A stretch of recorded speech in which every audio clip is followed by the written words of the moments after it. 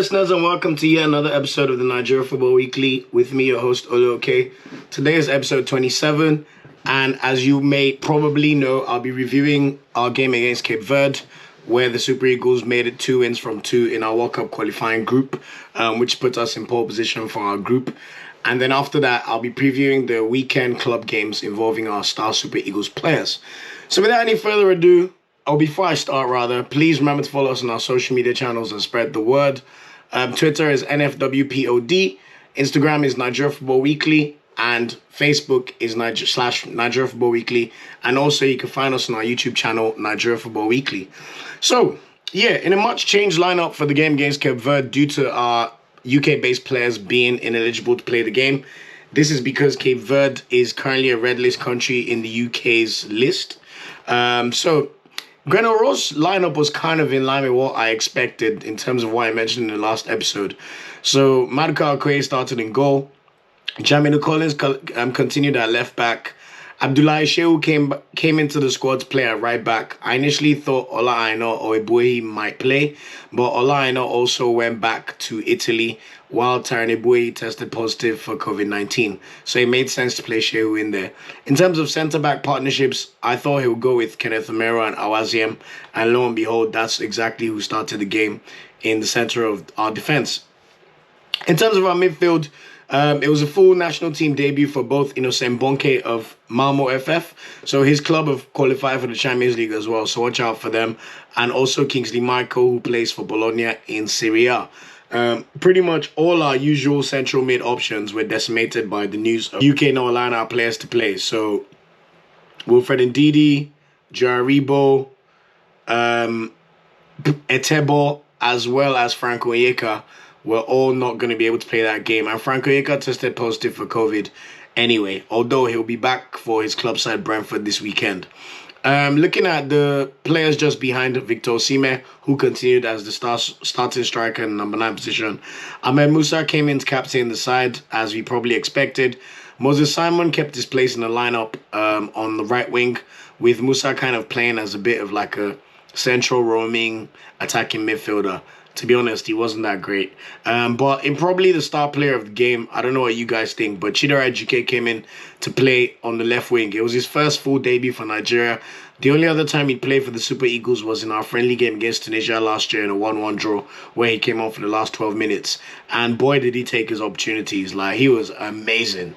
Like, honestly, it made me so happy that he just grabbed his chance. So what was the tale of the tape? Nigeria won the game 2-1. We initially went down in the 19th minute after Dylan Tavares scored a goal. You could argue about the position of Maduka Okoye for that goal, although I do suspect that goal might have been slightly offside before Victor Osimhen equalized in the 29th minute after good work from Jamilu Collins on the left wing.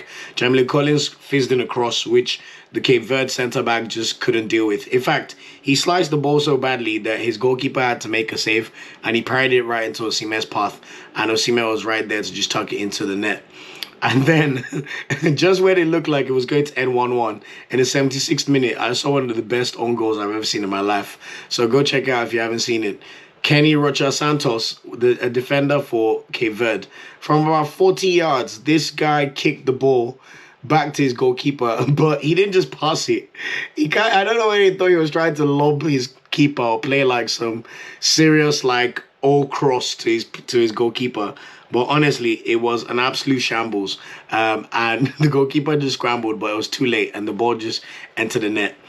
So you could say we got lucky with the 2 goals we scored, but honestly, when you're missing 7 of your starting players in the starting 11, mate, you take what you could get. So Nigeria in our group 1, we're in pole position, 2 wins from 2. And our next World Cup qualifiers in October would be a home and away leg game against Central African Republic, who so far you'd argue have probably been the worst side in the group. So I don't want to count our chickens before they've hatched, but we should win both games, to be honest. In terms of statistics from the game, Cape Verde edged possession slightly, 51% to 49%, but we had more shots, 7-5, and we also had 6 shots on target, with quite a few of those shots on target coming from Chidera Ejuke on the left wing. Corner kicks, we had 7 to Cape Verde's 4. Free kicks, 12 each. And in terms of bookings, we got 2 yellow cards. Although I'm not going to lie to you, I thought the ref was really, really, really, really poor in this game. He was Moroccan, and some of the decisions he made throughout this game were really, really poor. It was like watching Mike Dean in the Premier League. Like, he didn't give Chidera Ejuke a stonewall penalty after a Cape Verde player pretty much like tried to stamp on his head. And then he kept telling Awaziem to stand up like he was faking it. And then he gave Onyekuru a yellow card for being injured as well. So I don't know what he was playing at. But anyway, you know, Super Eagles, we just thank God because we won the game, because we definitely would not have been able to rely on the ref. In terms of other moments from the game, Ahmed Musa was, in all honesty, not that great. He had an early effort, which he just blasted way over the top, and I don't know what he was thinking in that one. Chidera Ejuke had two very, very good standout moments on the left wing. He gave the Cape Verde right back a tough time. Like, honestly, he was running rings around this guy for a while. First time he tested the goalkeeper, it was kind of like a straight shot. And then the second time, just before halftime, Ejuke caught in from the left as well and shot the ball with his right foot, which the goalkeeper made quite an impressive left foot save from. One thing I also noticed that was a bit of a concern for me was the amount of long balls. So without Iwobi in the team, Iheanacho in the team, Aribo in the team, and Ndidi, who like to play the ball and go through the midfield and also go through the wings, there were so many instances of the centre-backs getting the ball and just trying to pump it forward to Osimhen. And they were not even pumping it to Osimhen accurately. So that was a big concern for me. But anyway, we thank God that it did not count against us. But I mean, I understand Nigerian Super Eagles fans who just say, look, Grenaro does not have a plan or a necessary tactical system that he uses to implement for the team. It's more reliance on individuals. And that was a bit evident again in this game. Also, in the second half, Kingsley Michael grew into the game, and there was a time where he played quite a great ball to Osimhen, and then Osimhen laid it off for Musa, and Musa kind of tried to dummy the ball while he was in the middle of, just in front of the box, and he just dummied it, and it went straight to a Cape Verde player, and I was just like, what is going on with Musa? So that was an interesting one. Also, after the game, they claimed it was Ahmed Musa's 100th cap for Nigeria, so they carried him on Yobo's shoulders, but FIFA clarified that it was actually his 98th cap. So, I mean, I don't want to laugh too much, but I can't say I'm surprised at such errors from the NFF. So he needs to wait for 2 more games to get his official 100th cap. And rather than carrying him on your lap or on your neck or offering him 10 million naira, which is nothing to him, why don't they just do things properly? Like, go get a shirt, put the number 100 on it, frame it with Musa, you know, do some nice gestures and things he could hold on to for the rest of his career, rather than all these empty statements as usual when it comes to the Super Eagles. But anyway, who else impressed me during this game? I thought Jamilu Collins was really, really good at left back. It's a shame he's playing in the second division in Germany for Paderborn. I'd like to see him take a chance and make a move somewhere where we could see him in either one of the top 10 leagues in Europe. But he was really, really good. Like, he was a threat throughout. And his delivery was pretty good considering him and Ejuke on the left wing were just excellent. That's just the honest truth. And Kingsley Michael and Innocent Bonke, for you to come in to make your national team debut in a World Cup qualifier, that's as high pressure as it comes. And I thought both of them acquitted themselves really well, especially Kingsley Michael, who just looked like he slotted in. So it was nice for him to give the manager something to think about. We know that our first 3 central midfielders will not change, Ndidi, Etebo, and Aribo. But people like Kingsley Michael and Bonke have now given the coach a decision when it comes to them or Frank Onyeka. I'm hoping now that Frank Onyeka has recovered from COVID, he'll be able to play in the next set of qualifiers, because I think he deserves his chance and he started well in the Prem. What else is there to talk about? Poor performers, Ahmed Musa. Obviously, I give respect to Ahmed Musa. We respect everything he's done for the national team. I know he's our best playing. He's our highest scorer in the World Cup. He scored 4 World Cup goals. We'll always give Musa his credit. But honestly, he just looked a bit out of his depth in this game. Like, it was a bit of a struggle, I'm not going to lie.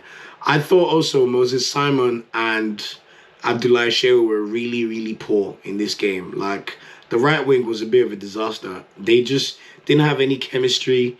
They just didn't understand the assignment. Like, put the ball in the box, no. Cut in and do something, no.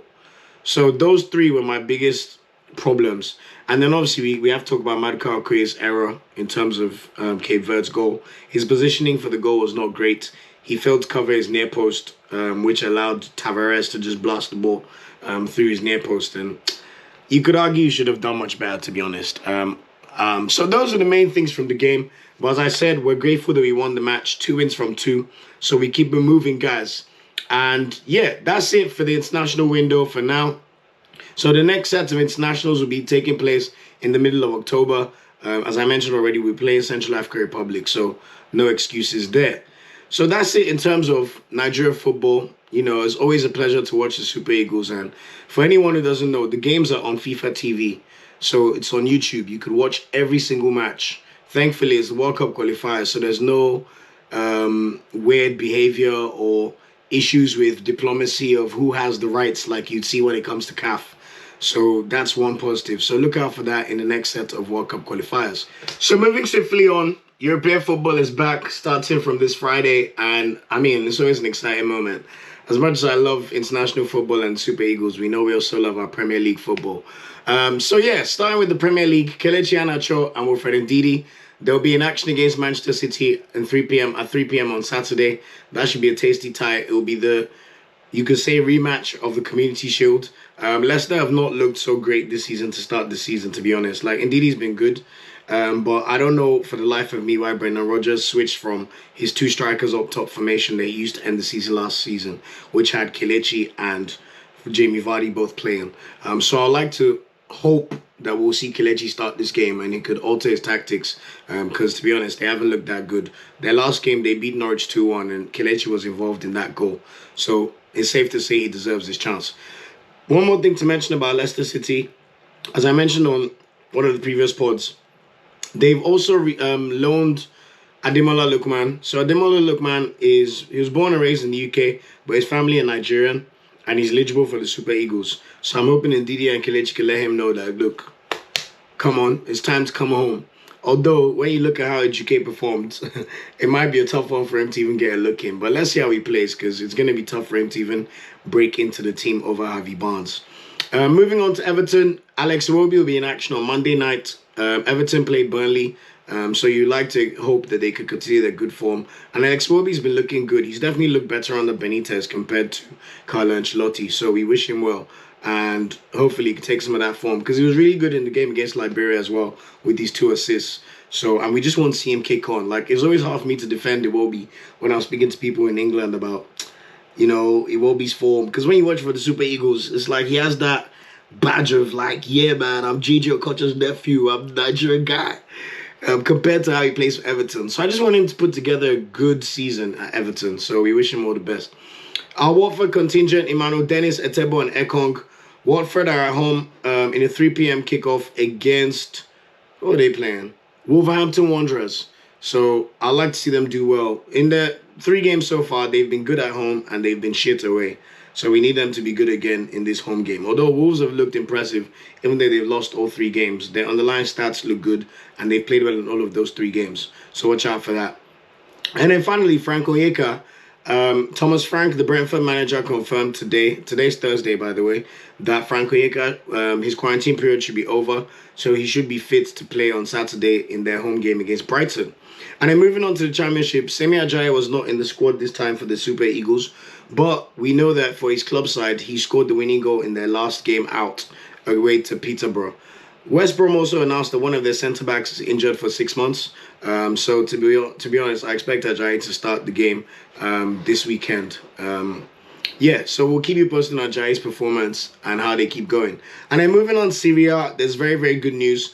Victor Osimhen's suspension has been reduced from 2 games to 1 game. So that means he'll be available to play against Juventus at home this Saturday at 5 p.m. kickoff. And hopefully he can get his first goal of the season. I'm sure he'll be itching to get that goal anyway after, you know, getting sent off in the first half of the first game and missing the second game. It's a big, big season for Osimhen. And then speaking of our Super Eagles debutant, Kingsley Michael, Bologna in action on Monday night at home to Verona. He started their last game just before the international break. So I'm hoping that Kingsley Michael could start again and just continue to push on in the team, because it will only do his reputation a world of good. And considering how well he played for the Super Eagles, I mean, we all want him to do well. And then moving on to Venezia, Tyrone Boyhi will probably miss the game that they're playing against Empoli away on Saturday. And this is because he got COVID-19. They also have a striker, David Okereke, who they loaned from Club Brugge. So we'll see whether David Okereke makes a start. He started the last game as well. So David Okereke come back into the lineup. And then Udinese, they've got Isaac Success. Isaac Success has signed a 3-year contract at Udinese, and he was on the bench for their last game. So hopefully we'll see him get some minutes or start the game on Sunday away to Spezia. Ola Aina at Torino, they play Salernitana at home on Sunday. And then speaking of Salernitana, Simino Akko and Joe Lobi play for Salernitana. It was announced yesterday that Frank Ribery has signed for Salernitana, by the way. So hopefully he could give them a bit of a push. Although, from all indications, Salernitana are the worst team in Serie A. But look at that. Look how things could change in the space of a year. Last season, when I was talking about Serie A, I think I was just talking about Victor Osimhen and Simino Akko at Crotone. And now we've got Kingsley Michael, Tarane Buehi, David Okereke, Isaac Success, Ola Aina's back from Fulham. Joel Obi's also there. And then we obviously still have Osimhen and Joel Obi. So that's, what, 8 Super Eagles players in Serie A. That's amazing, you know. So I'm going to probably start talking about Serie A immediately after the Premier League just because of the sheer volume of players we've got there. And then moving on to Bundesliga, the current second top scorer in the league, Taiwo Awoniyi, he's in action on Saturday at home to Augsburg. So hopefully he could get his 4th goal in 4 games in the Bundesliga. And you'd like to think that if he continues that form, Granero will definitely have no choice but to call him up for the next set of qualifiers in October. Speaking of Kevin Akpoguma, we'll see if he's recovered from COVID-19. He also tested positive for COVID-19 before the Liberia game. So similarly to Frank Onyeka, you'd like to think that his isolation period should be over ahead of their game on Saturday at home to Mainz. He's been starting games as well, so it'll be good to see. At the moment, he has only 1 cap for Nigeria, so I really need to see this guy come and play for the Super Eagles, to be honest, because even the game he played, he had to just go to Austria. I wonder how he'll cope if he comes to Lagos. So we'll see how it goes with him. And then Kingsley Ejuke, his club Cologne are playing against Freiburg away on Saturday. I heard that Ejuke declared for Nigeria, but I don't know if he's in Granoro's thoughts at all. I mean, when you see how Abdullahi Shehu played on Tuesday, yes, Ebuhi and I know our first choice, but if Ejuke continues playing for Cologne, I think he deserves a bit of a chance. So let's see what happens in that space. And then Dixon Abiyama, who plays for the current worst team in the Bundesliga, Greuther Fürth, they're actually in action against the Bundesliga leaders Wolfsburg at home this Saturday. So Wolfsburg currently top the league with 3 wins from 3 games, and they'll also be playing in the Champions League. So that'll be a very, very tough game. But hopefully Abiyama could get on the score sheet. Moving on to Ligue 1, Moses Simon's Nantes, they're in action at home on Sunday to Nice. Nice are one of the better teams in the league. Their manager is also Gaultier, who was the manager who won the league for Lille last season. So that'll be very, very tough for Nantes. But Simon, from all indications from last week, definitely plays much better for his club side than he plays for the national team. Although in his defense, he usually plays on the left wing. And in the game against Cape Verde, he played on the right wing. Moving on to Teremoffi. Teremoffi had a decent cameo on Tuesday. You could argue there was a chance that came his way where if he sorted out his feet, he could have been one-on-one with the goalkeeper. But he's still looking for his first goal from open play for for Lorient this season. And they're in action tomorrow night on Friday against Lille at home. So hopefully he could score his 2nd goal of the season and his first goal from open play. He's got a target of 14 goals to hit from last season. And then Samuel Kalu, thankfully he's now fine after his mini collapse a few weeks ago. He's in action on Sunday. His club side Bordeaux are at home to Lens. So let's see how he goes. Although he tested positive for COVID before the game against Cape Verde. So it's very, very likely that he will not feature. So we'll keep you updated on his progress. And then moving on to La Liga, Samuel Chukwueze is still injured and they have no game this weekend. So their game this weekend has been postponed. So Villarreal's next game will be a Champions League fixture on Tuesday against Atalanta. I haven't heard anything about his injury or his fitness, so I'll keep you updated once I hear something.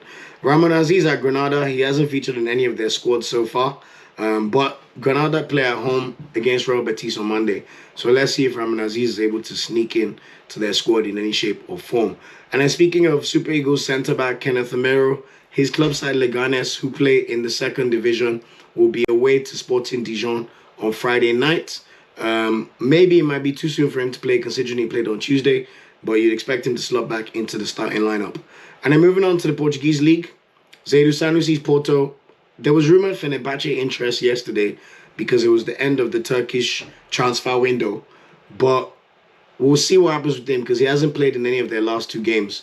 But their next game is on Saturday night away to Sporting Lisbon. So that's a big top-of-the-table clash. So let's see if Sanusi could get back into the good books of his manager. Although even for the national team, Jamilu Collins has usurped him as a starting left-back at the moment. So it's a tricky one. And then Portimonense, they signed Marcus Abraham, who was invited for the friendly match against Cameroon. So he'll be playing in the Portuguese league. He's moved from the 2nd division, a club called Firenze, and now he's at Portimonense. So they'll be playing against Boavista. Speaking of Boavista, yesterday there was an announcement of a shock loan transfer of Chidera Ejuke. So Chidera Ejuke has swapped Boavista for Alanyaspor in the Turkish league. I'm not really sure why he did that. I would say money, maybe, because the Turkish league is not as good as the Portuguese league. And I think at Boavista he was captain, he was starting games. So maybe Awaziem will let us know why he did it eventually. Or I'll listen out to see if he gives an interview to Alanyaspor and his reasons for making the move. But yeah, that's a bit of a funny one as far as I'm concerned. And then moving on to the Dutch Eredivisie. Marca Okoye, Sparta Rotterdam are in action on Saturday at home to Fortuna Düsseldorf. So, Fortuna Sittard. Fortuna Düsseldorf is a German club. So we'll see if he could get a clean sheet and bounce back from his error on Tuesday. And then speaking of Cyril Dessers, he's at Feyenoord. But Feyenoord have no games this weekend due to their UEFA Conference League game away to Maccabi Haifa on Tuesday. So we'll keep you updated on how he performs in that game. And then speaking of Jupiter League, the Belgian league, where Dessers came from, Polonuachu and Ike Ugbo at Genk, they're in action on Sunday against Union St. Galus. So hopefully both of them could get on the score sheet. And then Alassane Youssouf at Royal Antwerp, his side are up against Eupen away. You could argue that Alassane Youssouf was a bit unlucky not to get called up for the national team. Because to be honest with you, in terms of European performances, he's been better than Kingsley Michael as a central midfielder. But you can't argue with Kingsley Michael's debut. So if there was any issues and needed another centre-back, Alassane Youssouf will be ready to step up. And then speaking of Leuven, Jesse Sekedika has moved to them on loan from Galatasaray. So we'll see how they get on in that one. And then in the Scottish Premiership, Joe Aribo and Leon Balogun are playing away to St. Johnstone on Saturday. Also, one thing to know is Rangers have a left-back called Calvin Bassey, who's eligible for the Super Eagles. I hope Grenell Rowe's looking at him because, Jamilu Collins had a very good game, but you could argue that considering he plays for Rangers and will be in the Europa League, he deserves to be looked at least. I'm not sure if he's committed, but I'm pretty sure he has. So we'll keep you guys updated on that one. And then in Turkish League, Super Eagles captain Ahmed Musa, his side Fatih Karagümrük are in action against Adana Demirspor at home on Saturday. So hopefully he could get his second goal in the league. And then speaking of Awaziem, who I said has made a strange move, his club side are in action on Monday against a club called Giresunspor. So let's see if he makes his debut in that game. Bright Samuel at Fenerbahce, his club are in action against Sivasspor on Sunday. Sivasspor, by the way, have 3 Nigerian players, Larry Kayode, Okechukwu Azubike, and Leke James. So we'll see how they all get on in that one. And then moving on to the Russian League, man of the moment, Chidera Ejuke, after his standout performance for the Super Eagles, he's in action on Sunday for CSKA Moscow as they face Arsenal Tula away. And then in the Greek League, Henry Onyekuru, who got a bit of a cameo in the second game, his club Olympiacos will be starting their league season this Sunday at home to a team called Atromitos. So watch out for that one. And then finally, just to round up, Innocent Bonke in Sweden. Innocent Bonke's Malmo are at home to Norrköping on Saturday before they start their Champions League campaign, and they're in action against Juventus on Tuesday. In terms of the ones to watch for the weekend, Victor Osimhen against Juventus. We hope he could score his first goal of the season. Kelechi Iheanacho and Wilfred Ndidi against the champions. That's always a tasty game. Leicester versus Man City. You remember last season, Leicester beat Man City 5-2. I think that was even away. I can't remember what the score was at King Power, but that was a very, very, very eye-opening game. Terem Murphy in action tomorrow night against Lille. Let's see if he could get his first goal from open play in the season. Taiwo Awoniyi, Union Berlin, he's in action against Aalborg at home. So let's see if he can make it 4 goals from 4 matches. And then, as I just mentioned recently, Chidera Ejuke is also one to watch because he's definitely made himself hard to ignore for the Super Eagles. So that's it for this episode of the Nigeria Football Weekly podcast. Thanks again for sticking with me. Remember to continue to spread the word. The podcast is available on all podcast platforms and also on YouTube. It's also available on AudioMac in Nigeria. So please spread the word to everybody. I appreciate every single listener. And peace out. We'll be reviewing the games over the weekend next week. Take care. Thanks for watching this video. Please like, share, subscribe, and click the bell to get a notification whenever we drop a video. You can also find our social media channels listed below. And of course, up Super Eagles and Nigeriano they ever carry last.